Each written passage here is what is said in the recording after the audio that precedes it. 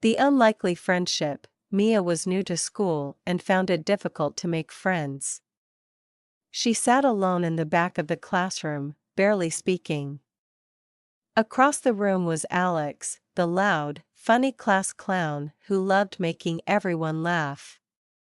He was known for his jokes and pranks, but had never really noticed Mia before. One day, their teacher assigned them to work on a project together.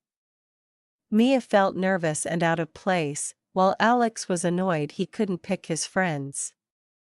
At first, their conversations were stiff and awkward. As they worked late into the evening at the school library, Mia laughed at one of Alex's silly stories. Surprised, Alex realized she had a warm smile and a quick wit.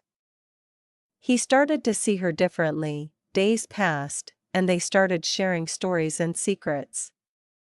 Mia opened up more, and Alex discovered that there was more to friendship than just being the center of attention.